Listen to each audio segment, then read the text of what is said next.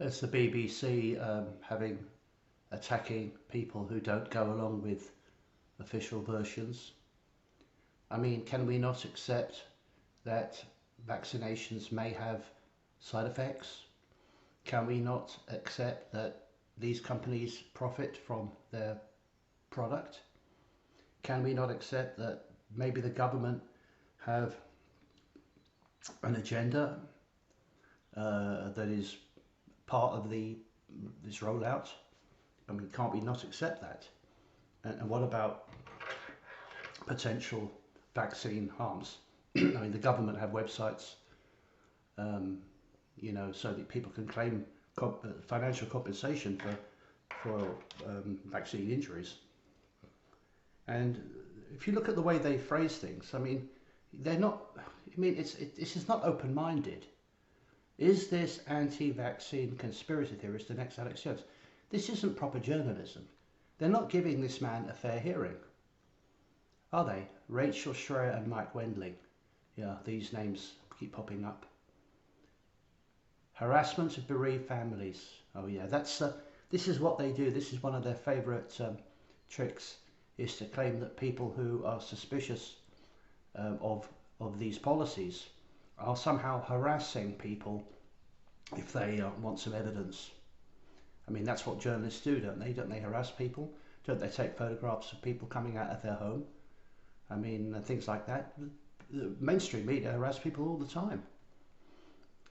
And believes that people responsible. I think that's a fair point. I mean, many countries do have the death penalty. America has the death penalty.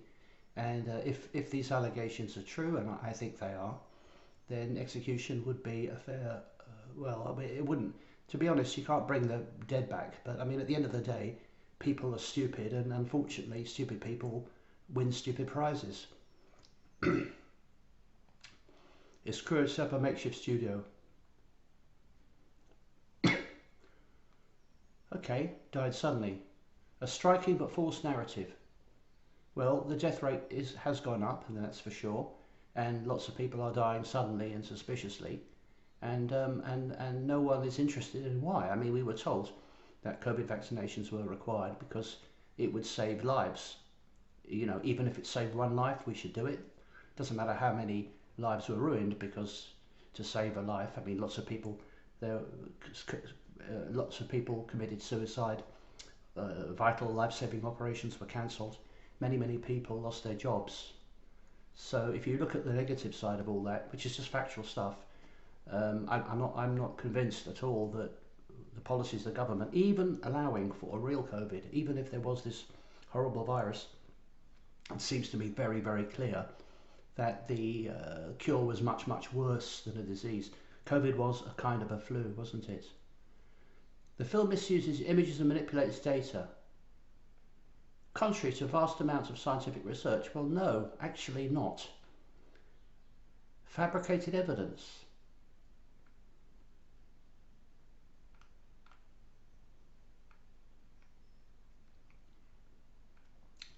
A bioweapon. Well, mRNA, yeah. The weights of scientific evidence.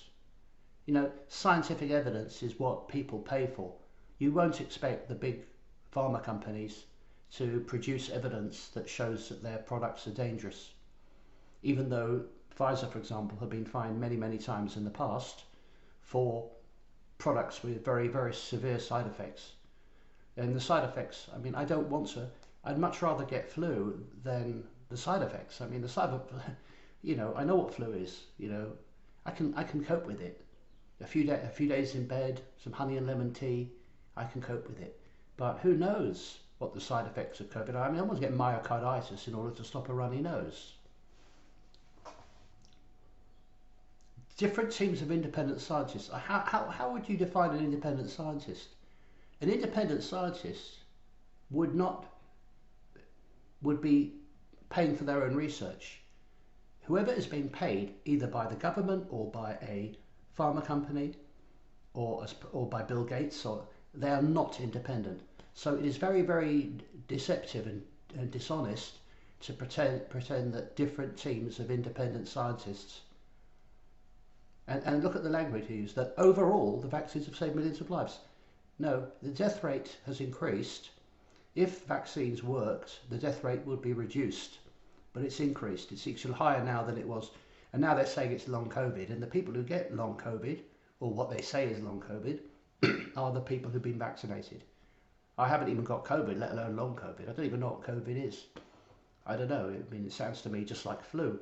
I mean, the flu was replaced by a virus with exactly the same symptoms.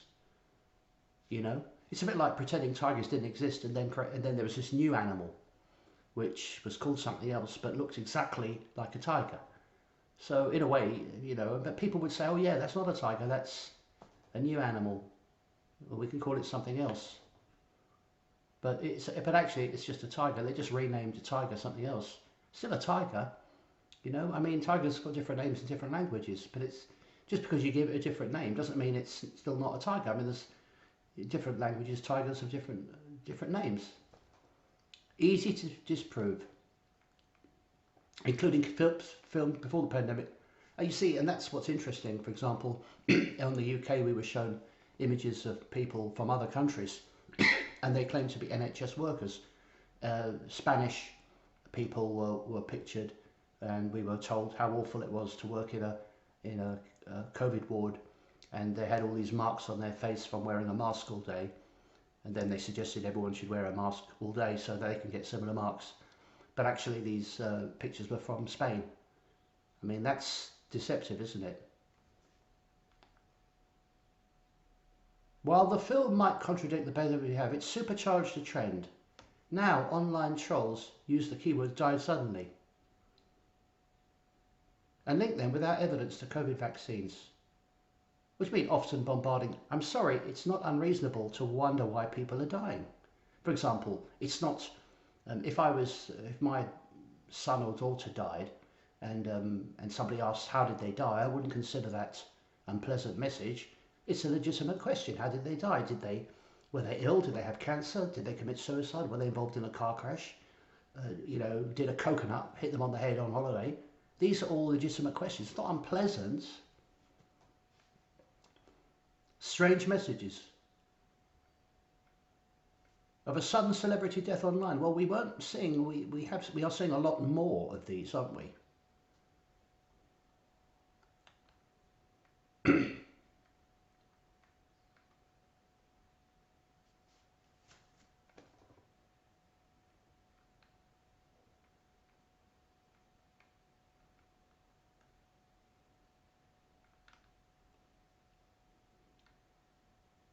I don't know if it's a double, but could be a deep fake. Very easy to these days. Even the BBC admit that a lot of stuff is faked, but they're the ones who always have the right answer, aren't they? The BBC and the Guardian and the Independent and the Standard and so on, and CNN and whatever. They always have the right answer. They're the ones who decide what's right and what's wrong and and then they criticise. And unfortunately, so many people base their opinions of the world on on what these completely dishonest media outlets say. Moon landings are fake. Yes, well, they were fake. And products for sale. Well, no, he's entitled to make a living. I mean, the BBC aren't free. Why should journalists who don't agree with the BBC, why should they not work for free? Falsely claiming the Sandy Hook school shooting was a hoax. Well, it was. It was. Well, anyway, it doesn't matter. I'm not interested. Um, Personally, I'm not interested um, I don't care what the BBC claim is a conspiracy theory or not. I don't care about it at all. And I don't base anything I believe or any of my opinions on the BBC. In fact, whatever the BBC claim, my experience is that it's exactly the opposite. Um, I suppose sports results are relatively accurate. I mean, and maybe the weather forecast, but that's about it. Um, the BBC are not honest. They never have been. They don't report news objectively. For example, if a few people in Moscow protest against Putin, the BBC will cover it in great detail. But if hundreds of thousands of people in London march right next to the BBC headquarters, the BBC will ignore it and pretend it never happened. Now that's not honest. That's not honest reporting. Reporters, the BBC shouldn't even have an opinion on this. If the BBC were legitimate, all they'd say is, well, the government is saying that vaccines are safe, but there are other people who say they're not safe, including credentialed experts. You know, have you noticed this guy here, Stu Peters, they're not talking to all the cardiologists and people like that who are also confirming that the vaccines are dangerous, right?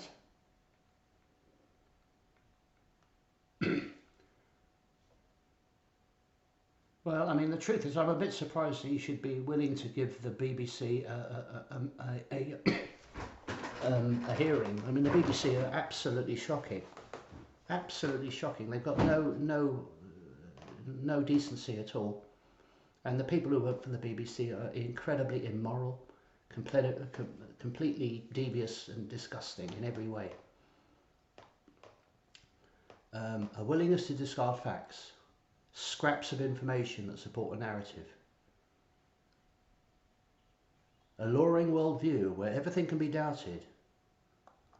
What do you mean, even everything can be doubted? Previously, people whose relatives died of cancer or in a car crash were being listed as people dying of COVID. You know, I can doubt. We can doubt. We're entitled to doubt whatever we damn well like. I mean, it's the BBC can't stop us. I'm not going to be told by the BBC what I can doubt and what I can't doubt. The BBC don't have any say over me, over what I think. I've been doing this research for many, many years, and I can confirm that Stu Peters is right and the BBC are wrong. Thank you for your time.